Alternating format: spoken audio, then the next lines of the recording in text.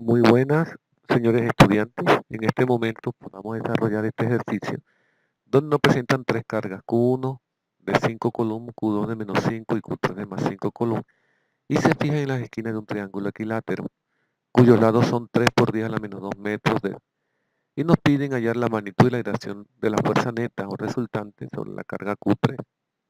O sea que el estudio lo vamos a hacer sobre la carga Q3. El primer paso, pues lógicamente, es dibujar nuestro triángulo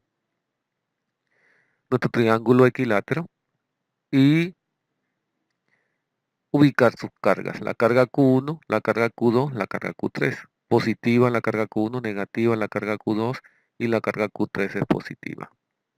Ahora, como todos sabemos, un triángulo equilátero es aquel triángulo que tiene todos sus lados iguales.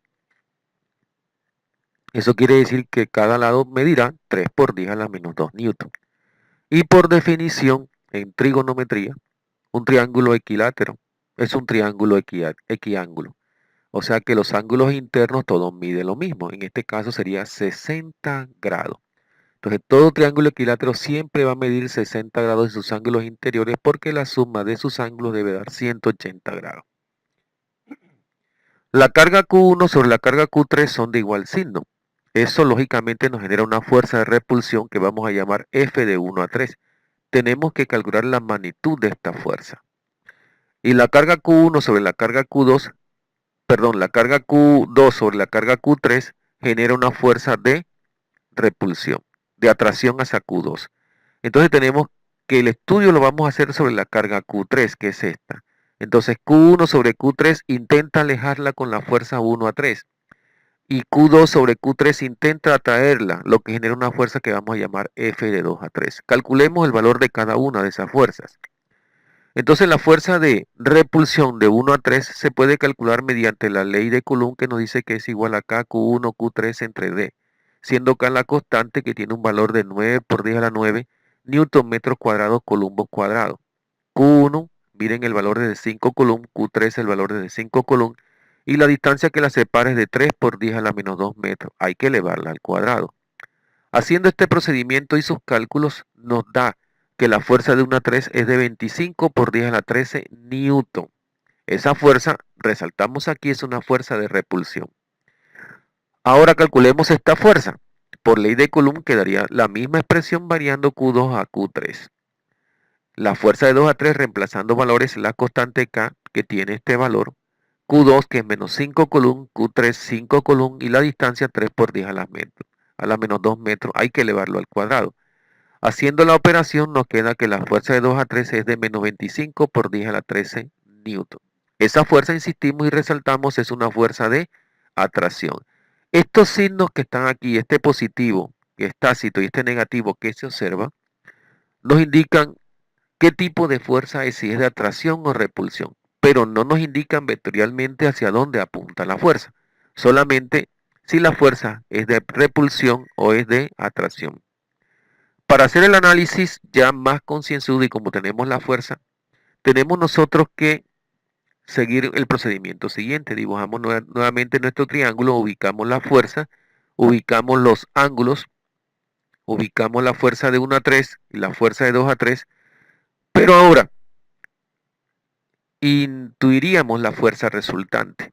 O sea que la carga Q3 no se mueve hacia 1, 3 ni se mueve hacia 2, 3, sino que su fuerza resultante sería en esta dirección y sentido. Si nosotros dibujamos un plano cartesiano con nuestros ejes X y Y nuestro sistema de referencia punto 0, 0 sobre la carga Q3, podríamos hacer un análisis aplicando las leyes de Newton, o no tanto las leyes de Newton, aplicando un estudio parecido al que hicimos en la estática con las leyes de Newton.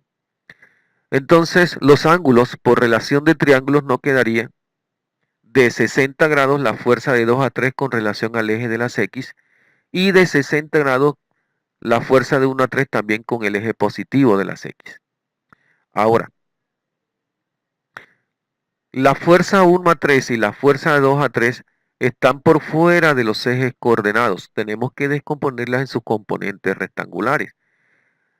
Entonces, la fuerza de 1 a 3 en el eje de las Y tiene una componente que la vamos a llamar F de 1 a 3 en el eje de las Y.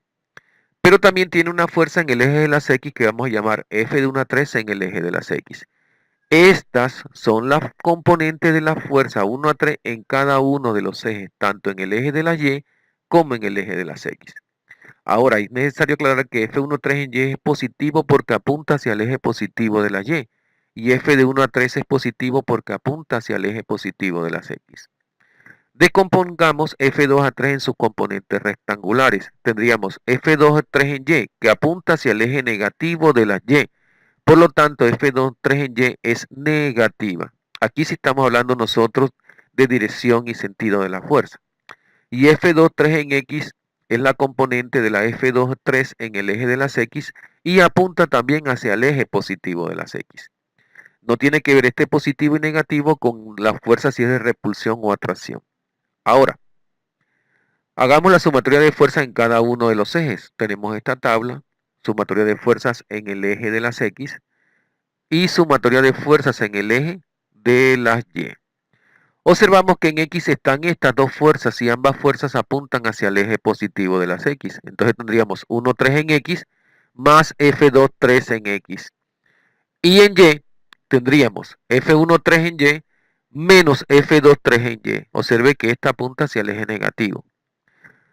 Ahora, ¿cuánto vale F1, 3 en X? Para eso, en este triángulo rectángulo que armamos, aplicamos las funciones trigonométricas seno y coseno, dándonos que F1, 3 en X es igual a F1 en 3 coseno de 60 grados y F2, 3 en X, F2, 3 en X, o sea, esta fuerza es igual a F2, 3, que es esta por el coseno también de 60 grados.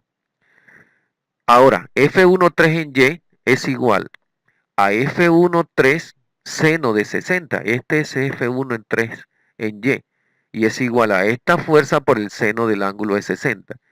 Y F2, 3 en Y, que es esta fuerza, es igual a F2 en 3 por el seno de 60 grados, pero apuntando hacia el eje negativo de las X, de las Y, perdón.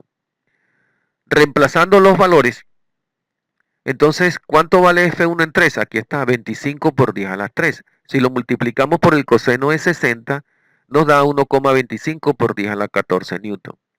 F2, 3 tiene este valor 25 por 10 a la 3 newton. Si lo multiplicamos por el coseno de 60, nos daría también 1,25 por 10 a la 14 newton.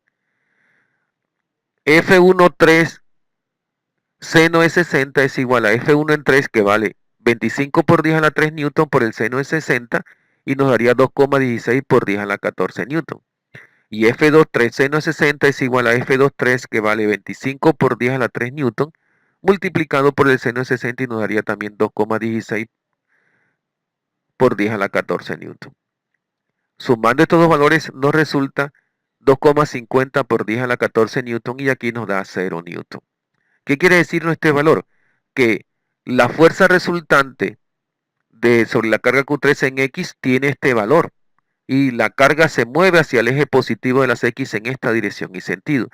Pero en el eje de las Y, las fuerzas se anulan, o sea que la carga en Y no se va a mover. Por lo tanto, la dirección de la fuerza resultante siempre apunta, en este caso, hacia la derecha a lo largo del eje de las X. Pero en Y no hay movimiento de la carga. Con estos jóvenes damos por solucionado el ejercicio. Muy buenos días.